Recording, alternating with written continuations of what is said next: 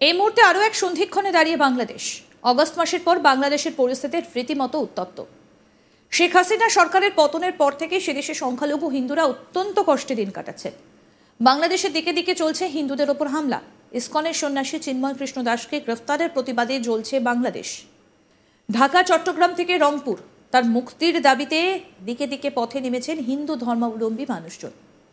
কিন্তু সেই প্রতিবাদী হিন্দু সমাজের ওপরই নেমে আসছে সাঁড়াশি আক্রমণ। একদিকে হিন্দুদের মারধর, বাড়িতে হামলা, লুটপাট চালাচ্ছে জামাত এবং অন্য মৌলবাদীরা, অন্যদিকে রাস্তায় নেমেছে হিন্দুরা। এরপর থেকে একটা প্রশ্ন উঠতে শুরু করেছে, বাংলাদেশ নামটা কি ভেঙে আরও একটা দেশ তৈরি হতে চলেছে? সোশ্যাল মিডিয়ায় নানা ছবি, নানা মন্তব্য ভেসে আসছে। শোনা যাচ্ছে বাংলাদেশ ভেঙে নাকি হিন্দু দেশ তৈরি হতে পারে। এই বিষয়ে কথা বলেছিলাম আন্তর্জাতিক সম্পর্ক বিশ্লেষক শুভাশিস ব্যানার্জির সঙ্গে। কি বলেছেন শোনাবো। বাংলাদেশের এই মুহূর্তে যা পরিস্থিতি আমরা দেখতে পাচ্ছি, বাংলাদেশ কি তাহলে ভেঙে নতুন দেশ হবার পথে এগোচ্ছে হিন্দু দেশ? যে কোনো দেশের রাষ্ট্রবোধের মূল দুটো স্তম্ভ আছে, একটা যেমন আদর্শ, অন্যটা হচ্ছে তার টেরিটোরিয়াল সুপ্রিমেসি।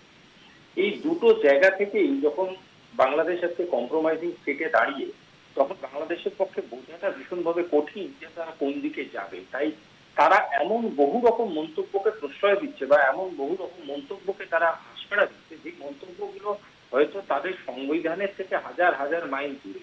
শুধু তাই নয়, আজকের ডেটে দাঁড়িয়ে বাংলাদেশ এমন একটা জায়গায় দাঁড়িয়ে বাংলাদেশ হলফ করে এটাও বলতে পারবে না যে যেদিকে তারা যেতে চাইছে সেই বা যে দিকটা যাওয়ার জন্য তারা সোশ্যাল মিডিয়ায় এত বড় সোচ্চার হচ্ছে, সেই দিকটা যাওয়ার পথটা।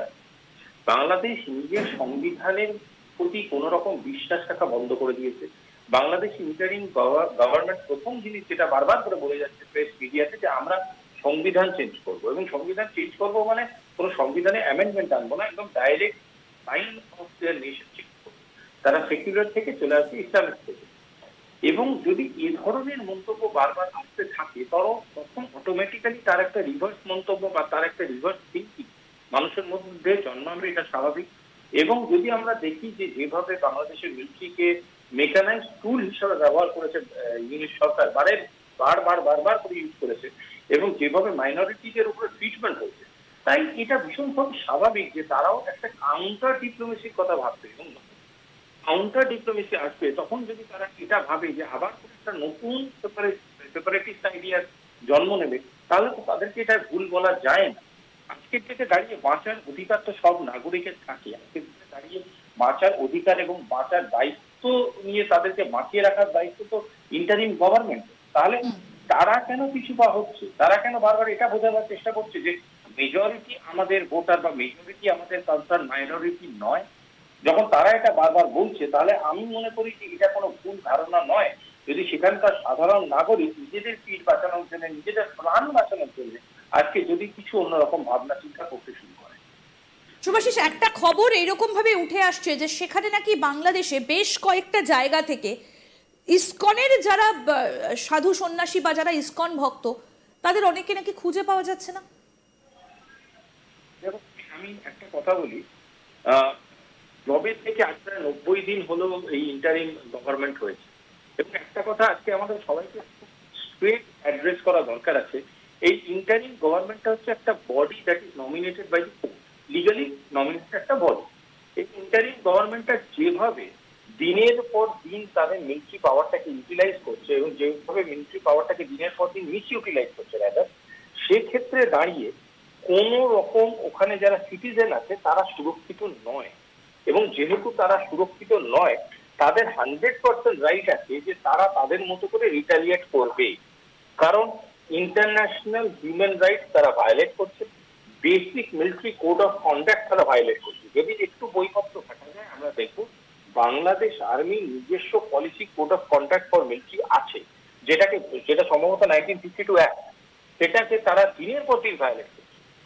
এই ভায়োলেশনটা এত প্রসিডিওরালি চলছে, এত কিলিং চলছে, যখন এমন বহু মানুষ মিলিটারি অপারেশনের সাথে যুক্ত, যারা কোনো একটা নাশকতার সাথে যুক্ত গতদিনে পাওয়া গেছে, তাহলে তো বলতেই হবে ভাই যে situation is not diplomatic, it is getting into such a zone যেটা দিনের পর দিন এমন একটা আকার নেবে, যেই আকারের দরুন বহু মানুষ মানুষের আরো প্রাণহানি হতে চলেছে। কিন্তু এই যে আমরা দেখলাম যে যখন তত্ত্বাবধায়ক সরকার এলেন ক্ষমতায়, মোহাম্মদ ইউনূস তিনি প্রধান হলেন, একটা কথা বলতে শোনা গিয়েছিল যে আমরা খুব তাড়াতাড়ি নির্বাচনের পথে এগোবো, কিন্তু সেই নির্বাচনের কথা এখনো শোনা যাচ্ছে না। কি মনে হচ্ছে, এরা কি তত্ত্বাবধায়ক সরকার কি নির্বাচন চাইছে না?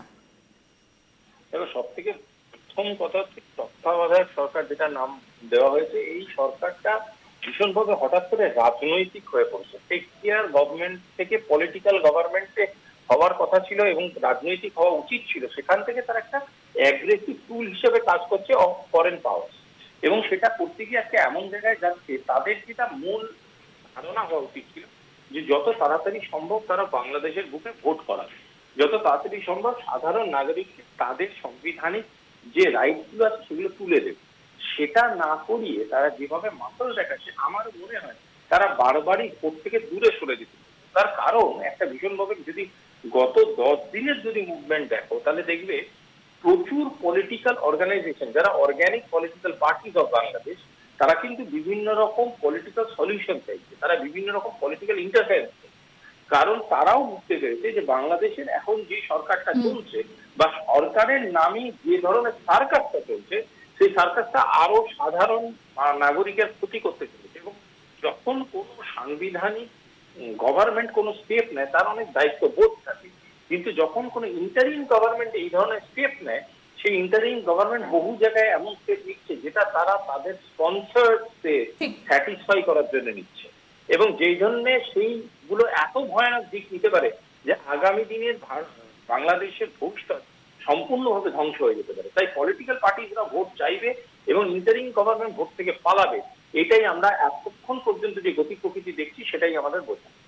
কিন্তু হিন্দুদের ওপর এত আক্রোশ কেন? সেটা কি একটা ভারত বিদ্বেষটাকে হিন্দুদের ওপরেই আক্রমণের মধ্যে দিয়ে তারা নেবার চেষ্টা করছে? দেখো, এই স্টেটাসটা আসার জন্য যে মূল কিছু পান্ডারিদের হাত আছে, তাদের মধ্যে দু একজনের সাথে আমাদের পরিচিতি স্বয়ং করি। এর মধ্যে একটা হচ্ছে ক্লিন্টন ফাউন্ডেশন, যেটা বলতে পারো বকলমে কমলা হ্যারিসকেও ব্যাকআপ দিয়েছে, এবং তাদের সাথে বহু রকম ভাবে আমরা দেখেছি নেগেটিভ ফিলিংস এর সাথে তারা বহু ইতিহাস, ডিপ্লোম্যাটিক ইতিহাস ঘাটলে পেয়ে যায়। এবং আরো বড় কথা বলতে হয় যে চাইনিজ ব্যাকআপ এই ঘটনার মধ্যে আছে এবং সেটাকে মুছে ফেলা যাচ্ছে না। যদি সেটাও না থাকে, আজকে যদি আমরা পাকিস্তান বা বিভিন্ন রকম জেহাদি গ্রুপ যারা এই এন্টায়ার মুভমেন্টটাকে ফান্ড করছে, তাদের প্রথম আঘাত হবে ইমিডিয়েট মাইনরিটি। এবং আমরা বারবারই মাইনরিটি বলতে শুধু হিন্দু বলছি, হিন্দু ছাড়াও বহু মাইনরিটি কমিউনিটি আছে বাংলাদেশে, জৈনরা ভীষণভাবে অ্যাক্টিভ মাইনরিটি হিসেবে। আরো আপডেট পেতে দেখতে থাকুন আজ তাক বাংলা, সাবস্ক্রাইব করুন।